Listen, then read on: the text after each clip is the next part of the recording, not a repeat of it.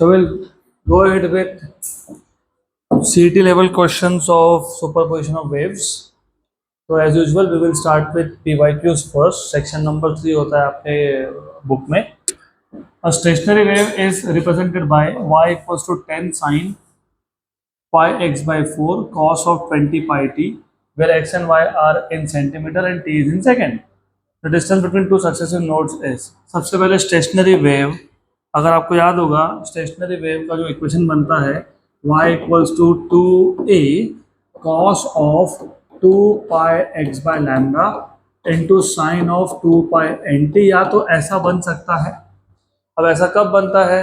जब दो interfering waves उसमें अगर साइन हो तो अगर आपको याद होगा ये कब बनता है? जब y1 होता है a sine of, if you remember, अगर याद होगा तो 2 pi nt minus x by lambda, minus 2 pi x by lambda, 2 pi x by lambda.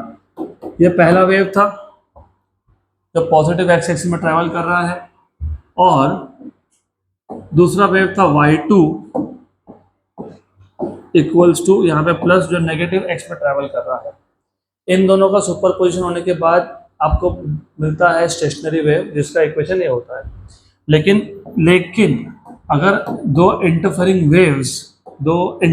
Waves में ही कॉस हो, तो उस केस में जो इक्वेशन है स्टेशनरी वेव का वो ऐसा बनने वाला है. ठीक है, तो वो डिपेंड करता है कि आपके पास दो वेव्स कौन से हैं. तो यहाँ पे जो आपको क्वेश्चन दिया है ना, उस क्वेश्चन के अकॉर्डिंग ये जनरल इक्वेशन होना चाहिए. और आपको दिया गया equation y equals to 10 sine of pi x by 4 cos of 20 pi t, equation number 2.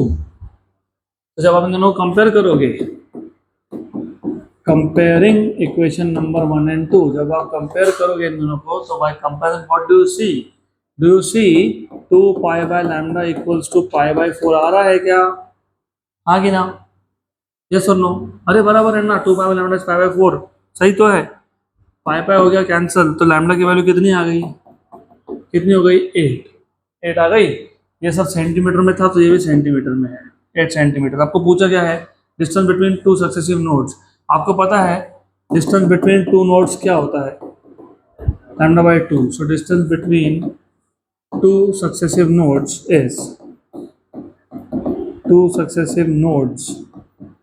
Is lambda by 2.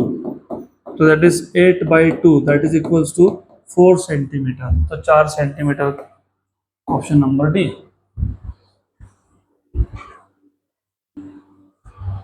Next question, अगला question. In a medium the phase difference between two particles separated by distance x is pi by 5 radians. तो दो particle में जिसमें distance x है, एक medium है, उसमें दो पार्टिकल में डिस्टेंस x है और x डिस्टेंस के लिए फेज डिफरेंस pi by 5 है. जैसे फॉर एग्जांपल एक क्रेस्ट और दूसरे क्रेस्ट में डिस्टेंस कितना होता है? लैम्डा. और फेज डिफरेंस कितना होता है? 2 pi. एक क्रेस्ट में और एक ट्रफ में डिस्टेंस कितना होता है? Lambda by 2. और फेज डिफरेंस कितना होता है? पाई. वैसे ही दो पार्टिकल्स है, डिस्टेंस x है, मतलब पार्ट डिफरेंस x है, और फेज डिफरेंस कितना है? pi by 5. If the frequency of oscillation of particle is 25 Hz and the velocity of propagation of wave is 75 meter per second, the value of x is. आपको x की value पूछी है. सबसे पहले आपको पता होना चाहिए, you must know, you should know the phase difference is equals to, मैंने बताया है आपको ये 2 pi by lambda into path difference, right. और फेज डिफरेंस तुमको दिया हुआ है pi by 5, 2 pi by lambda, और पार्ट डिफरेंस बोला है x, और आपको x की वैल्यू पूछी है. अगर मुझे लैम्डा मिल जाता है तो क्वेश्चन सॉल्व हो गया, क्योंकि ये तो हो गया कैंसल. तो therefore you have x equals to lambda by 10, x equals to lambda by 10. But do you remember v equals to क्या होता है? and lambda, very good. So then you have lambda equals to v by n, therefore x equals to lambda by 10, मतलब v by 10n. तो x equals to v की value कितनी दी हुई है आपको 75, 10 इंटू फ्रिक्वेंसी कितना है 25, तो 1 जा और 3 जा, 3 बाई 10 कितना होता है 0.3, तो x equals to 0.3 metre, 0.3 metre, option number D.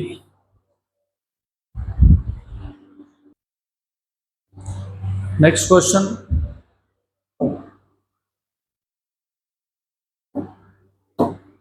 a hollow pipe of length 0.8 meter is closed at one end. Hollow pipe of length 0.8 meter is closed at one end. At its open end, a 0.5 meter long string is vibrating in its second harmonic and it resonates with the fundamental frequency of the pipe. If the tension in the string is 50 Newton and the speed of sound in air is 320 meter per second, the mass of the string is. Good, अच्छा question है, 2020 का question है. पहले तो question को अच्छे से समझ लेते हैं. हमारे पास एक 0.8 मीटर लॉन्ग पाइप है which is closed at one and, ऐसा है. गुड. इसके ओपन एंड पे हमारे पास एक स्ट्रिंग है और स्ट्रिंग का लेंथ भी दिया है. कितना लेंथ है 0.5 मीटर. तो 0.5 मीटर लंबा स्ट्रिंग वाइब्रेट हो रहा है. नॉर्मली तुम पाइप में साउंड वेव सेंड करते हो with the help of tuning fork. यहाँ पे ट्यूनिंग फोर्क के जगह पे क्या बोल दिया, एक स्ट्रिंग है जो वाइब्रेट हो रहा है. तो जब ये स्ट्रिंग वाइब्रेट होगा तो साउंड जनरेट होगा, वो अंदर जाएगा. और ये जो स्ट्रिंग है ये कौन से हार्मोनिक में है, सेकेंड हार्मोनिक, मतलब 2 लूप बन रहे हैं यहाँ पे. राइट. तो एक काम करते हैं, ये जो स्ट्रिंग का फ्रीक्वेंसी है इसको मैं n बोल देता हूँ, n डैश बोल देता हूँ इसको, या फिर nl बोल देता हूँ. Whatever you want to call इस एज ns बोल दो. This is second harmonic. तो frequency of string is 2n. What is n for string? Fundamental frequency क्या होता है, याद है क्या आपको? 12 root of t by m. मतलब ये क्या आ गया 1 by L root of T by M. Right. Good. आगे क्या बोला है, 0.5 metre long uniform string is vibrating in it's second harmonic and it resonates. Resonate का मतलब होता है कि पाइप का फ्रीक्वेंसी और वो फ्रीक्वेंसी सेम हो जाना. And it resonates with the fundamental frequency of pipe. तो जो पाइप का फंडामेंटल फ्रीक्वेंसी है ना उसको एनसी बोलता हूँ. इसका मतलब क्या है, इसका मतलब एन एस इक्वल्स टू क्या है, एन सी है. ओके. गुड. रेजोनेट होना मतलब फ्रीक्वेंसी सेम होना. और तुमको पता है what is fundamental frequency of closed pipe, V by 4L. और याद रखो यहाँ पे जो कैपिटल L मैं यूज कर रहा हूँ वो पाइप का लेंथ है, और जो मैं स्मॉल l यूज कर रहा हूँ वो वायर का लेंथ है. तो वो स्मॉल l है, ये कैपिटल L है. कंफ्यूजन करना नहीं. There should not be any confusion here. ns is 1 by l root of t by m और nc इज v बाय 4. बराबर ऐसा बोला है. टेंशन इन द स्ट्रिंग दिया है आपको, स्पीड ऑफ साउंड दिया है, मास पूछा है. तो अच्छे से पूरा क्वेश्चन वापस देख लो. एक हॉलो पाइप था जिसका लेंथ था 0.8 मीटर, कैपिटल की वैल्यू 0.8 मीटर है. Right. Is close at one end पे क्लोज है. एट इट्स ओपन एंड पे 0.5 मीटर लंबा आपके पास एक स्ट्रिंग है which is vibrating in its second harmonic, तो second 2n. Okay. And it resonates with the fundamental frequency of pipe. Resonates का मतलब जो स्ट्रिंग का फ्रीक्वेंसी है और जो पाइप का फ्रीक्वेंसी वो मैच हो गए, मतलब इक्वल हो गए. राइट. और अंडर दिस कंडीशन आपको मास पूछा है, मास ऑफ स्ट्रिंग पूछा है आपसे. तो मास ऑफ स्ट्रिंग पूछा है तो कैसे सॉल्व करोगे? सिंपल. आ गया. अभी वैल्यूज डालो. What is small L value 0.5. What is tension in the string 50 और m. This is how much is v value 320 और 4 इंटू कैपिटल L कितना है 0.8 है ना. तो 1/0.5 root of 50 by m equals to 320 by 3.2. Correct, good. 3.2 का point हटा देता हूँ, 32 इंटू 10⁻⁻1 हो जाएगा, 32 इंटू 10⁻⁻1 हो जाएगा और ये ऊपर जाएगा, तो ये 1/0.5 root of 50 by M equals to ये कितना आ गया, 32 इंटू 10⁻², अपॉन 32, 32 हो गया, कैंसल आउट हो गया, कैंसल आउट, वेरी गुड। उधर 100 है, वहाँ पे 100 है, 100, तो 50 बाई एम का रूट इक्वल्स टू ये 0.5 वहाँ भेज दिया, 0.5 इंटू 100 कितना हो गया, 50, squaring on both sides, 50 by M equals to 50 square, 50 into 50, तो ये हो गया आपका कैंसल, हो गया ना कैंसल, यस।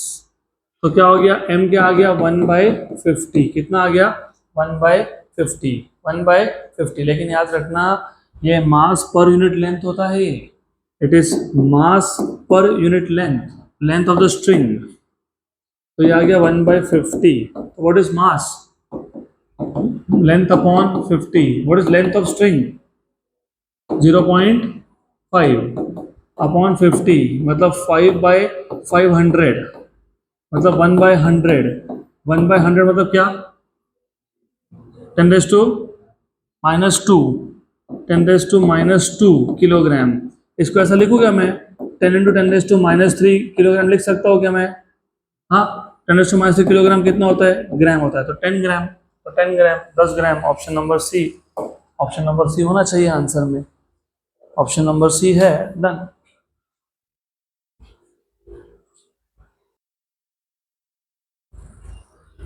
नेक्स्ट क्वेश्चन, अगला क्वेश्चन,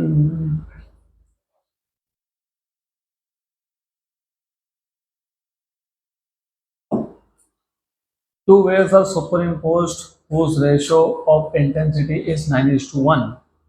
तो दो वेव्स है, पहले का इंटेंसिटी I1 है, दूसरे का इंटेंसिटी I2 है, I1/I2 9:1 है, ratio of maximum and minimum intensity is. अब सबसे पहले थोड़ा कंफ्यूजन क्लियर कर देता हूँ, ये एक वेव है जिसका इंटेंसिटी I1 है, ये दूसरा वेव है जिसका इंटेंसिटी I2 है। अब ये दो वेव जिस पॉइंट पे सुपर इम्पोज होंगे, इंटरफेरेंस होगा, वहाँ पे अगर कंस्ट्रक्टिव इंटरफेरेंस हुआ तो मैक्सिमम इंटेंसिटी होगा, और डिस्ट्रक्टिव हुआ तो मिनिमम होगा, मैक्सिमम होगा तो आई मैक्स, मिनिमम होगा तो आई मीन। और ये जो इंडिपेंडेंट वेव्स है उसका इंटेंसिटी का रेशियो दिया हुआ है, I1/I2 दिया हुआ है आपको, I1/I2 कितना दिया हुआ है आपको, 9/1, 9:1 है ना, यस।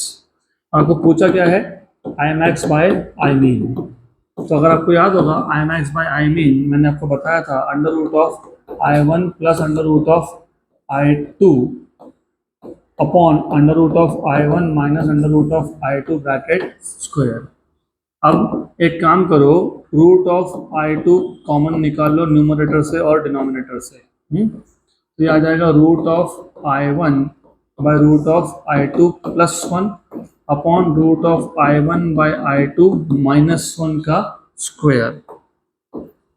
कुछ नहीं, सिर्फ रूट आई टू कॉमन निकाल लिया मैंने, तो ये कैंसिल हो गया, ये कैंसिल हो गया, तो अब आ गया रूट ऑफ I1, कितना है रूट ऑफ I1/I2, 9, तो 9 का रूट प्लस 1 अपॉन 9 का रूट माइनस 1 का स्क्वायर, 3 + 1 मतलब 4 अपॉन 3 - 1 मतलब 2, तो 4/2 मतलब 2 का स्क्वायर, तो कितना हो गया 4, तो 4:1, option number B, done.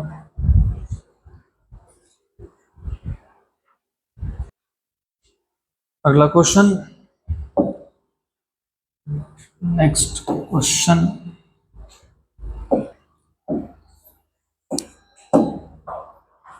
consider the following statements about stationary waves.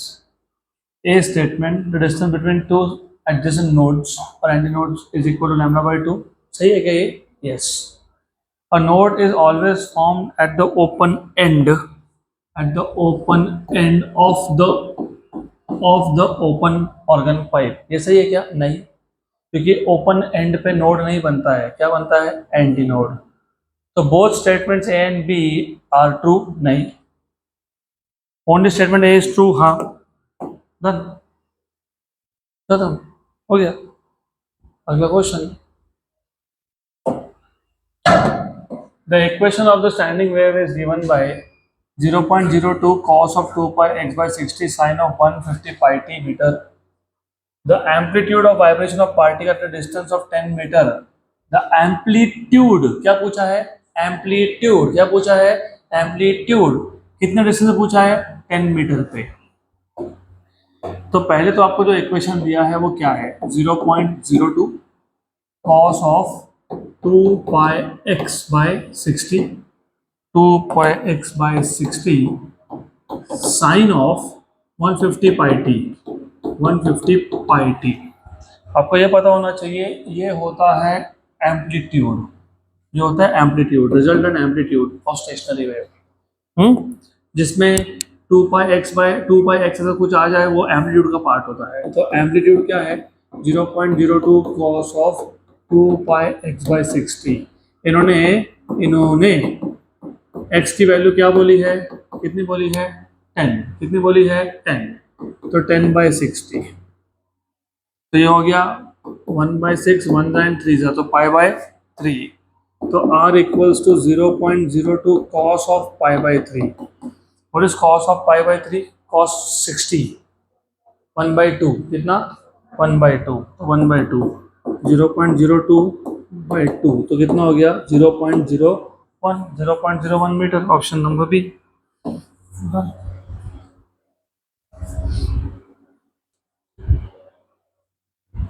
Next question.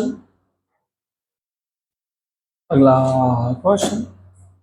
An air column in a pipe open at one end has length of 24 centimeter, resonates with a tuning fork of frequency say 20 hertz. If end correction is 1 centimeter, velocity of sound is. Air column in a pipe open at one end of length 24 centimeter. तो open pipe का length आपको दिया हुआ है 24 centimeter open pipe का length और end correction अलग से 1 centimeter बोला है. और आपको पूछा what is velocity of sound. Do you remember? अगर याद होगा यहाँ होना चाहिए वैसे. What is the fundamental frequency of pipe closed at one and? V/4L. V/4L. तो V कितना हो गया? 4NL. L क्या होता है? लेंथ प्लस करेक्टेड लेंथ, मतलब and correction.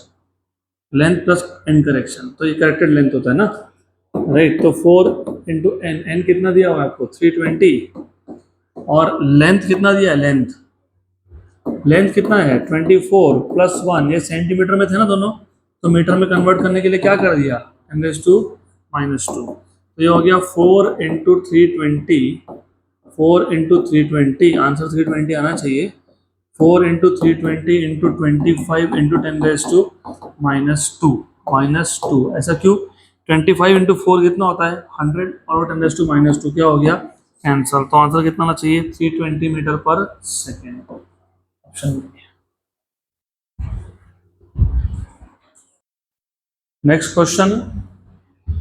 The frequency of two tuning forks x and y are respectively 1.4% more and 2.5% less than that of a tuning fork z.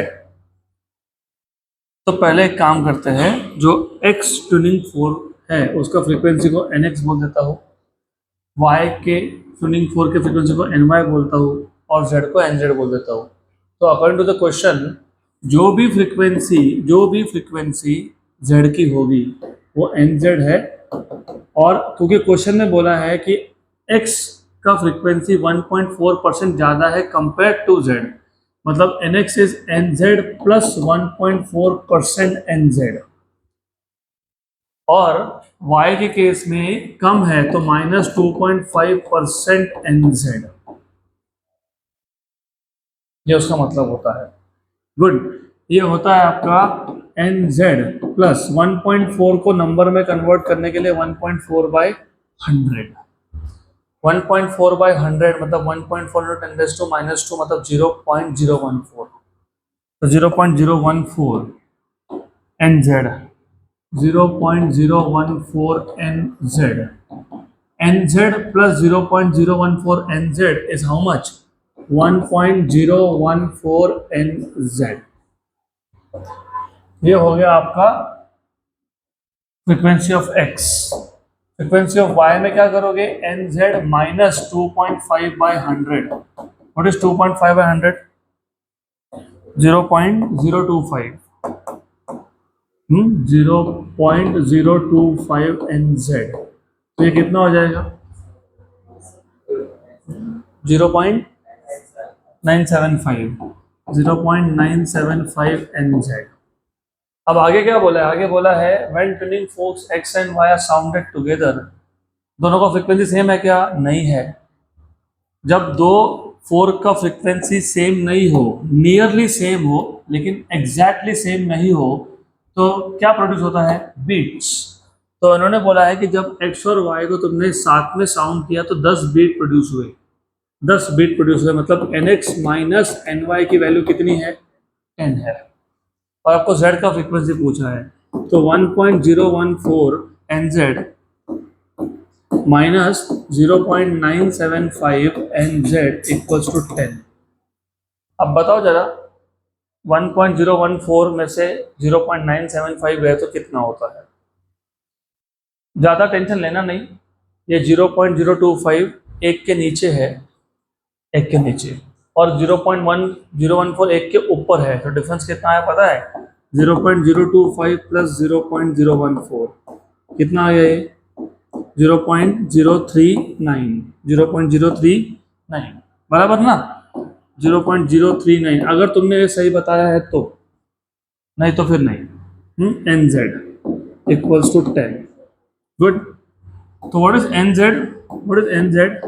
10/39 into 10⁻³ क्योंकि 0.039 is 39 into 10⁻³. ये गया ऊपर, तो कितना हो गया? 10⁻³ और 1 10⁻⁴, मतलब 10,000/39.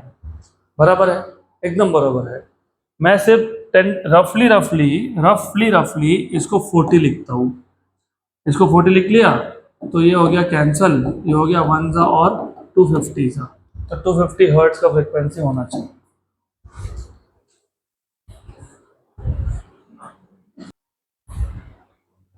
चलो अगला question. Next question.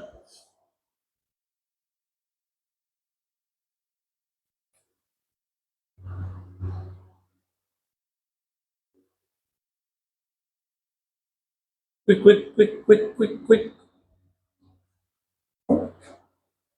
A resonance tube closed at one end is of height 1.5 meter. A tuning fork of frequency 340 Hz is vibrating near the open end of the tube.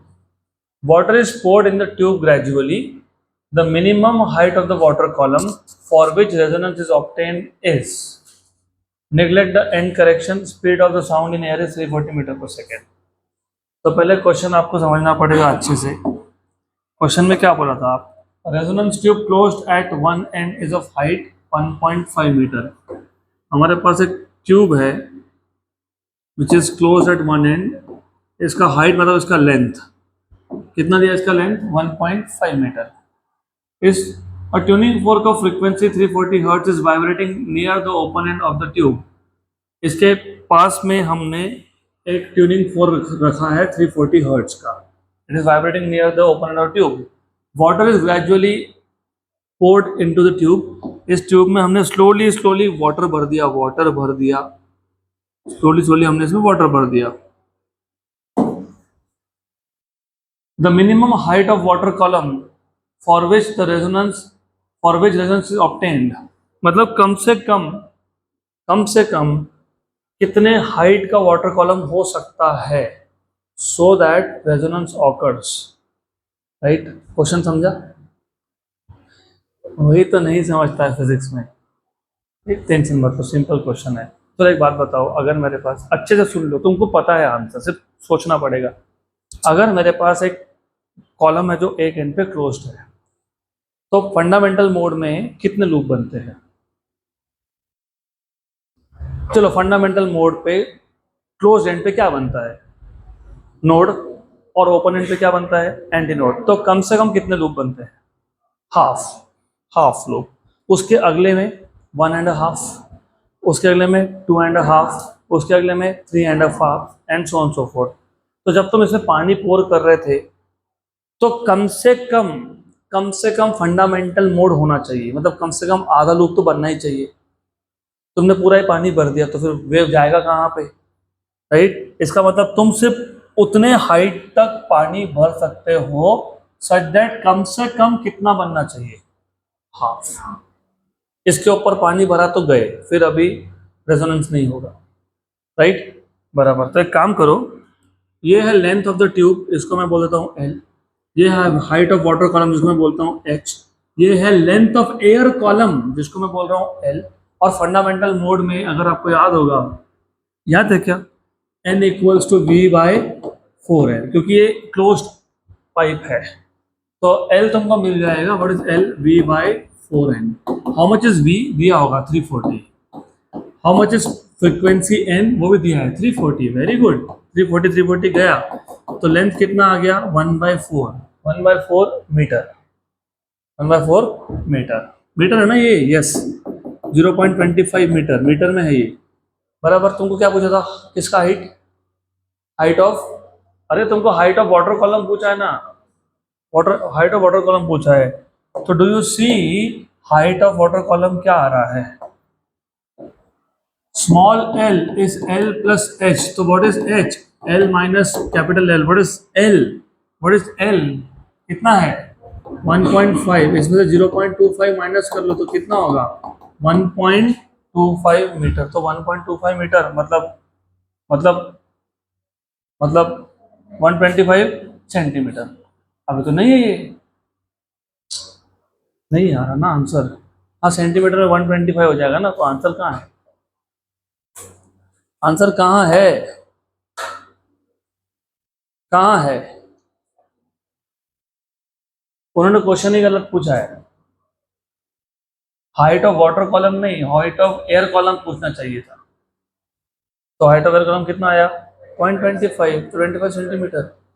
तो अगर हाइट ऑफ एयर कॉलम पूछते तो 25 centimetre आता, water column पूछते तो, हाँ, तो इसको चेंज करना पड़ेगा, हाइट ऑफ एयर कॉलम बोलना चाहिए, minimum height of air column ना, ऑफ एयर कॉलम। तो minimum height of air column, तो अभी आंसर है 25 सेंटीमीटर। डन।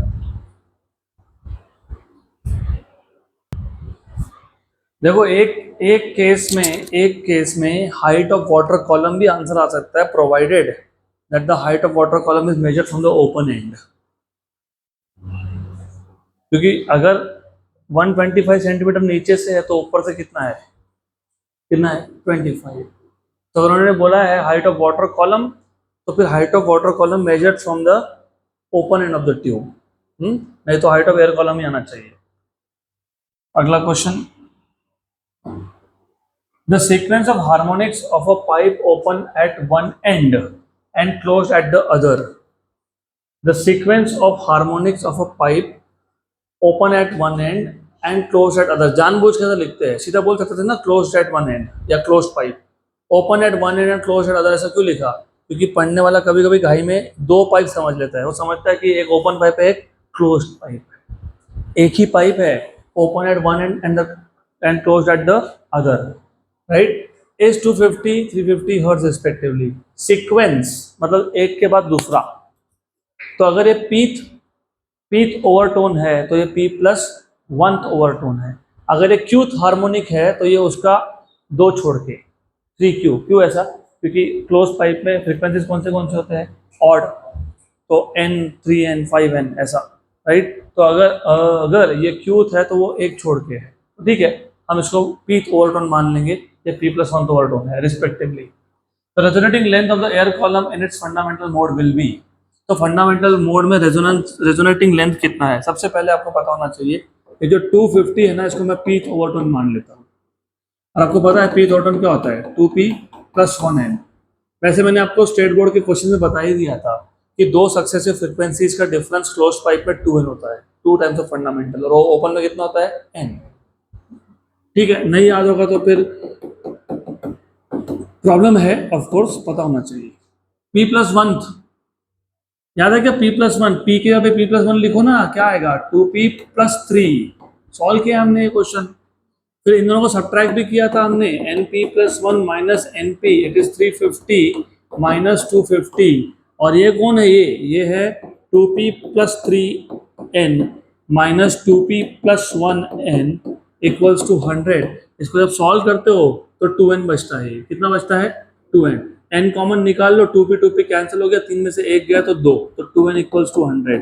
तो फंडामेंटल फ्रीक्वेंसी कितनी आ गई 50 हर्ट्ज। आपको एयर कॉलम पूछा था और ये पाइप एक एंड पे क्लोज्ड है, तो do you remember, if you remember याद होगा, n इक्वल्स टू क्या होता है v बाय 4l, तो l क्या आ गया v बाय 4n, और v कितना दिया हुआ है 340, और 4 इंटू एन कितना है 50, बराबर, करेक्ट राइट। तो ये हो गया 340 बाई 200, तो ये हो गया आपका 10 जा और 17 जा, तो 1.7, तो 1.7 metre, 1.7 metre, option number B.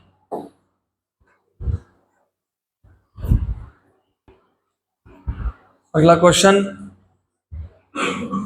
Next question, और uniform metal wire of length L, mass M, density rho. जब डेंसिटी बोला था तो वॉल्यूम डेंसिटी होता है, mass upon volume, is under tension T. If the speed of transverse wave along the wire is V, the area of cross section of wire is. Oh, very good, simple question है। आपको wire का length दिया है, wire का मास दिया है, density दिया है, टेंशन दिया है, स्पीड दिया है और एरिया ऑफ क्रॉस सेक्शन पूछा है। Do you remember speed of wave on a stretch string is T upon small m, तो T by small m is mass per unit length, तो tension into length upon mass, you know what is mass, volume into density, what is mass, volume into density, ये volume है और ये density, rho rho बोला density को, yes, into क्या, into mass, mass तो हो गया ना, volume into density, okay. Wire cylinder जैसा होता है, तो वायर का वॉल्यूम सिलेंडर का वॉल्यूम होता है, सिलेंडर का वॉल्यूम मतलब जो बॉटल तुम्हारे हाथ में उसका volume, area into length, area into length, तो V equals to under root of T L by area into length, length length हो गया cancel, squaring on both sides, तो V square equals to T upon A rho, तो A equals to T upon V square rho, तो इतना इसका मतलब T V raise to -2 और रो raise to -1, तो T V रेज टू -2 और रो raise to -1 कहाँ पे है, T V raise to -2 rho raise to -1, T।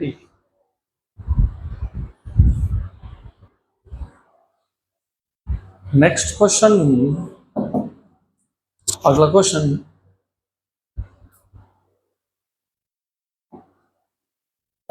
The equation of stationary wave on a string, equation of stationary wave on a string clamped at both the ends, दोनों end पे fixed है, तो जहां जहां fix है वहां पे node बनेगा अब, हाँ, and vibrating in third harmonic, third harmonic, तीन लूप, तीन लूप मतलब 4 notes, is 0.5 sin of 0.314x cos of 600 pi t, where x and y are in centimeter, t is in second, the length of the vibrating string is, simple question है।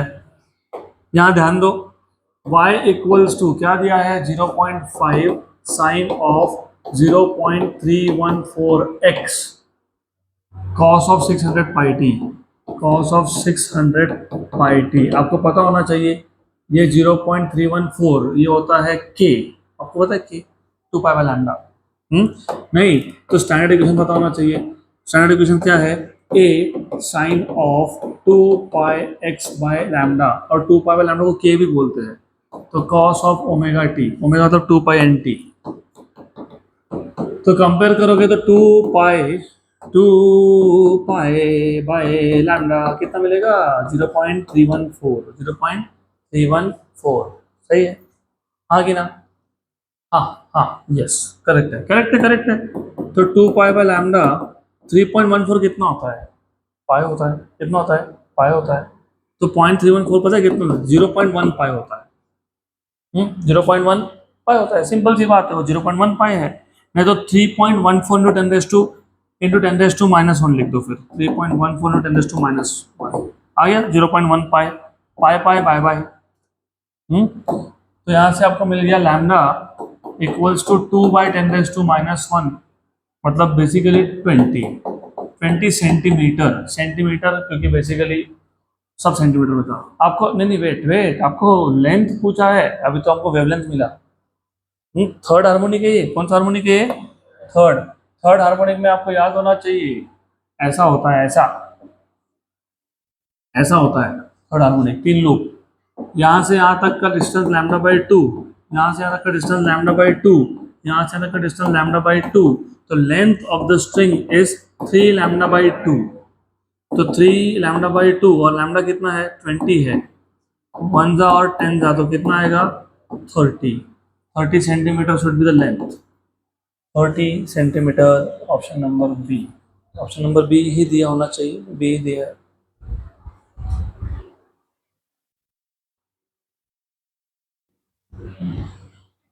तो अगर बहुत ज़्यादा घाई होगी और अगर क्वेश्चन पूरा नहीं पढ़ा और वेवलेंथ 20 सेंटीमीटर, तो वो भी आंसर था।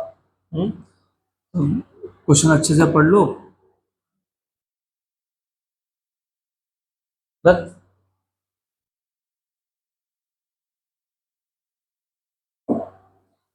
a cylindrical tube open at both the ends has fundamental frequency f in air. When the tube is dipped vertically in water so that 1/3 part of the tube is in water, okay, the fundamental frequency of air column becomes। Simple question है। Question ऐसा है कि जब आपके पास एक tube था, open at both the ends है ना, ये open at both the ends है। इसका जो फंडामेंटल फ्रीक्वेंसी है वो है एफ, और आपको पता होना चाहिए फंडामेंटल फ्रीक्वेंसी होता है v/2l ओपन पाइप के लिए। अब इन्होंने बोला है कि इसका 1/3 पार्ट तुमने पानी में डिप कर दिया। तो अगर इनिशियल लेंथ l था, अब 1/3 पार्ट तुमने पानी में डिप कर दिया, 1/3 पार्ट तुमने पानी में डिप कर दिया, तो अब ये बन गया pipe closed at one end. Yes, लेकिन with the new length l' 2l/3, क्योंकि अगर 1/3 पार्ट पानी में गया, 1/3 पार्ट अगर पानी में गया तो अभी 2/3 पार्ट ही अवेलेबल है ना, तो it becomes a closed pipe with length of 2l/3। और आपको पूछा है the fundamental frequency becomes, what is the fundamental frequency of closed pipe? v/4l, लेकिन l' v/4l', ठीक है, गुड। तो v/4l', what is l'? 2l/3, सही है, करेक्ट है, यस। तो what is the fundamental frequency in this case then? 3v/, एक काम करो ना, 3/4 को साइड में रखो, v/12 को साइड में रखो। 3/4 को साइड में रख दिया, v/12 को साइड में रख दिया, लेकिन ये v/12 कौन था? ये था फ्रीक्वेंसी ऑफ ओपन पाइप। तो ये क्या हो जाएगा? 3/4 इंटू एफ, तो 3f/4 ऑप्शन नंबर सी।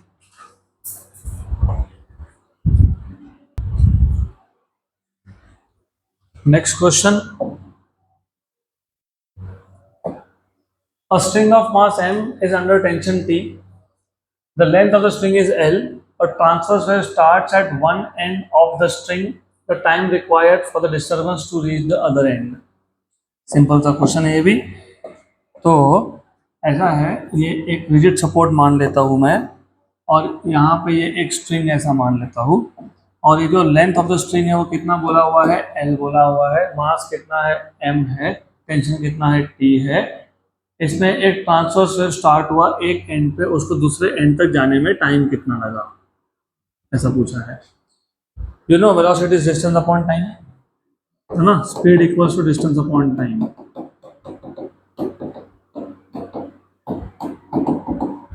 तो v इक्वल्स टू डिस्टेंस कितना ट्रैवल करना है इसको, एक एंड से दूसरे एंड तक कितना करना है? h, टाइम इज t, तो t is l/v, but what is v? If you remember, under root of t by m, under root of t by m, okay, under root of t by m। तो t equals to L under root of m by T, m by T. लेकिन m is mass per unit length, m is mass per unit length. ठीक है, अब इसको अंदर लेके आओ तो एल स्क्वायर करके लाना पड़ेगा। तो L square M upon L T, एक एल हो गया कैंसल, कैंसल। तो क्या हो गया, T equals to under root of M L by T, M L by T. कहाँ पे है, option number A.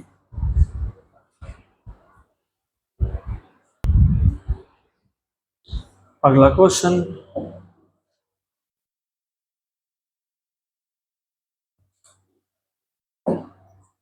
The fundamental frequency of a wire stretch by 2 kilogram weight, kilogram weight मतलब ये tension है डायरेक्टली। याद रखना, जब kilogram बोला हो तो मास होता है, किलोग्राम वेट बोला हो तो किलोग्राम वेट मतलब फोर्स होता है। तो फोर्स वायर में टेंशन होता है, तो टेंशन की वैल्यू कितनी दी है, 2 kgWT। अगर आपको न्यूटन में कन्वर्ट करना हो तो सिर्फ इसको जी से मल्टीप्लाई करना, 2g, 2 इंटू 9.8, 19.6, राइट। तो the fundamental frequency of wire stretch by 2 kilogram weight is 100 hertz. The weight required to produce its octave is, तो ऐसा है कि जो पहला फ्रीक्वेंसी है ना वो 100 हर्ट्ज का है, और जब टेंशन कितना था 2 kgWT, और आपको बोला है कि कितना टेंशन होना चाहिए to produce its octave. Octave मतलब 8 नहीं होता, ऑक्टेव मतलब डबल होता है म्यूजिक में, मतलब साउंड में ऑक्टेव का मतलब डबल फ्रीक्वेंसी होता है। It is not 8, it is double. तो आपको 2 टाइम्स ऑफ n1 चाहिए, तो n2 बाई n1 की वैल्यू 2 है, और n is proportional to root of t है, याद है क्या, 1/12 root of t by n, right. तो फिर टेंशन पूछा कितना, तो n2 बाई n1 is root of t2 by t1। ये तो 2 है, root of t2 by t1, t1 की वैल्यू कितनी है 2, और आंसर किलोग्राम वेट में स्क्वायरिंग ऑन बोथ साइड्स, तो 4 इक्वल्स टू T2 बाई 2, क्योंकि स्क्वायर कर लिया। तो व्हाट इज T2, 8। तो आंसर कितना होगा 8 kgWT, 8 kgWT, option number C, C, yes, done. So that's it for today.